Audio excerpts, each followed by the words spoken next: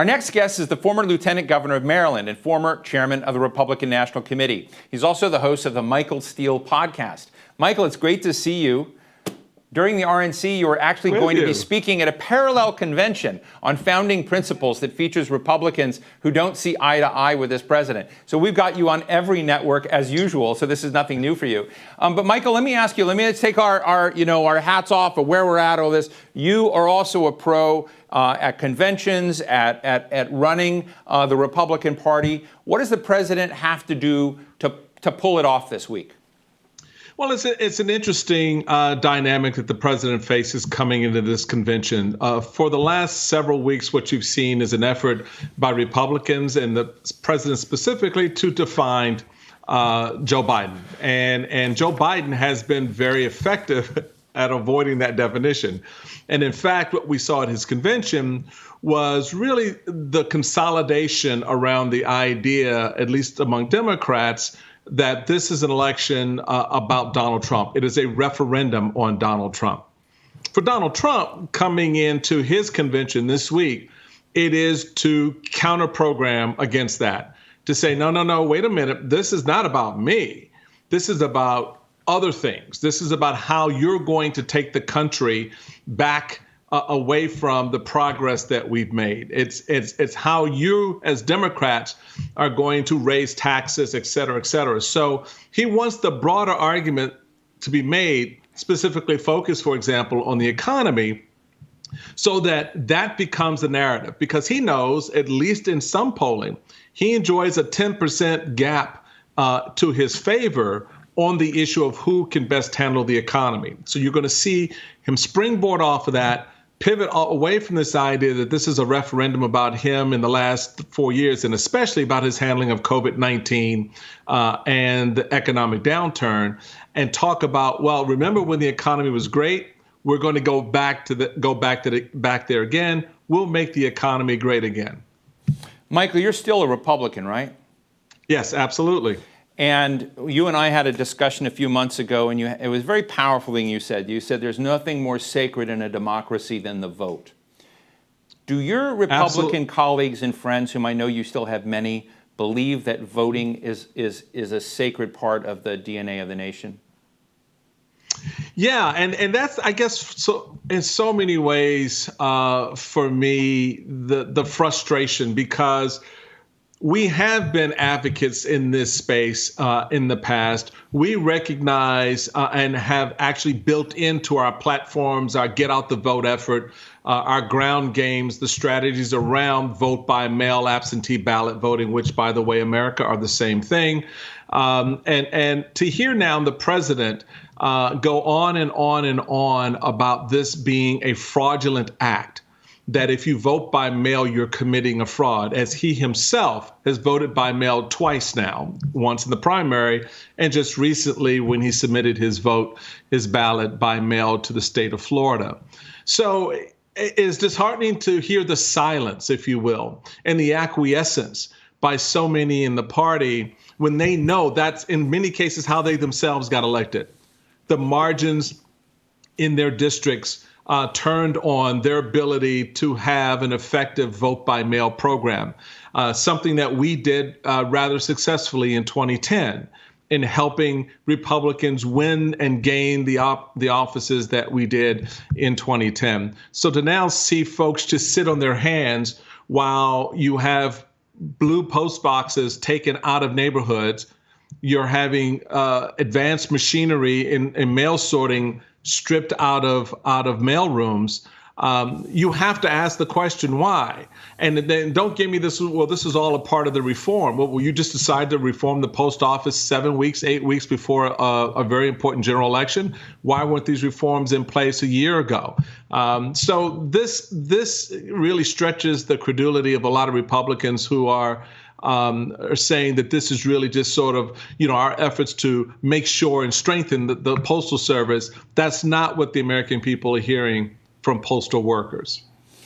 If you were inside the tent, inside the Trump White House right now, and trying to respond to the issues of systemic racism, of racial justice today in the wake of George Floyd's murder. And I should note on my Twitter, I just noted there's yet another black man that was just shot in the back, seemingly close range video, et cetera. And so again, near Milwaukee. So I guess my question to you is what, and it's a little nuanced, if there were to be a Republican package of things about racial justice or injustice and undoing that, as opposed to the Democratic agenda on this, how would you define that if you were to?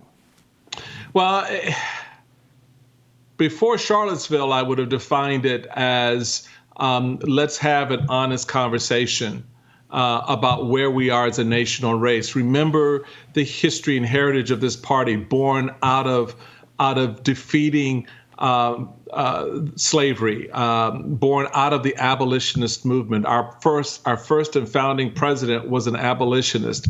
One of his advisors and one of the great men of this country, Frederick Douglass, was an abolitionist. Lincoln listened to, and certainly others did as well, Harriet Tubman, who was an abolitionist. So we have roots here. We have roots in so many areas related to advancing the progress of Black citizens.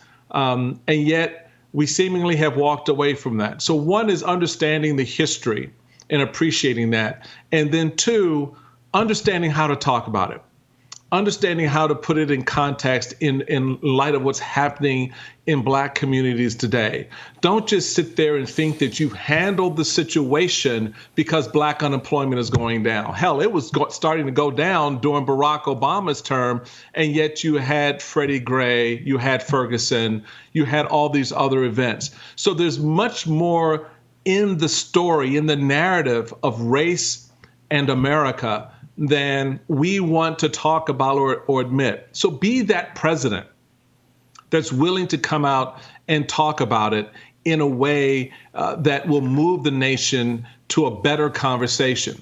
That would have been my advice prior to Charlottesville. After Charlottesville, I don't know how you have that conversation unless you begin by saying there aren't good people on both sides. There is a difference between those who protest for the rights under our Constitution, for the ending of the police brutality that we see played out yet again, as you referenced, in the Black community.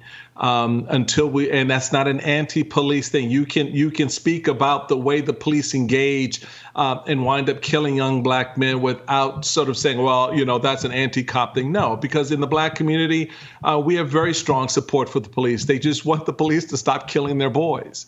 And you have to understand the difference. You have to understand why that's important in the Black community. You have to listen to those voices that are speaking to that. That, I think, is harder when you think in your core that there are good people on both sides. Well, you and I, of course, talked in 2016 at the Republican National Convention, and you told us the chilling stories of your own sons and what you had told them to do, et cetera. But the other thing that you and I, you still, but you and I were both on MSNBC a lot at that time, and we were two of the people that anticipated that Donald Trump would likely win the presidency at that moment. We felt it, we saw it in ways that many of our colleagues didn't. Joe Biden had given me an interview at that time and said the Democratic Party had become a party of snobs, and that Donald Trump was connecting at a visceral level with people there. And so the question is Donald Trump still connecting with his base and others that matter in that visceral, real way, people who are angry at being left behind, neglected, demeaned by a system? And have the Democrats fixed their snob problem? Well, let's start with the snob problem first. I would say in large measure, yes. And I think you saw that play itself out in the Democratic convention last week. That process of sort of unfolding Joe Biden's narrative before the country in what was arguably a very difficult situation, given the limitations placed on the convention by, the protocols of COVID-19. They effectively carried that message forward. In fact, the roll call of the states, for me, was really, it looked and sounded like the country was nominating Joe Biden. very different feel from the traditional, sort of everyone in a room screaming and yelling into a mic about, why their popcorn is better than someone's, fish fry. But and that gets lost on a lot of the American people. And I think the American people paid a closer attention in that regard. So, and the emphasis that was made by bringing in Republicans who also were standing with Joe, it just had a different feel about that sort of snobbery issue. I think to the bigger question, which is the more important one that you ask about Donald Trump's effect and impact still on the electorate in the main, I don't underestimate the man. I don't underestimate his skills. They're not political skills the way you and I know political skills. It is the skill of a showman. It is the skill of a reality TV star. It is the ability to bring you into a universe, into a space inside his mind in which he thinks these things are real, when in fact you and I know as we watch them unfold and we're living them saying, no, that's not the case. But you get caught up in it. You follow those bright, shining objects into rabbit holes from which you do not come out. And that works to his advantage. And I think that there's something to be said about this sort of populist narrative, this sort of white nationalist narrative as well, that infuses this sense of other, that no one cares about what I'm going through. And Donald Trump says, I do. And I think that that's something we're going to have to watch, Steve, when we look at that suburban vote this November. How does that suburban vote play out? To your panel that was just on, and the comment about those white suburban women, I understand that they may be tuned out. That is not necessarily translated, and they're not voting for Donald Trump.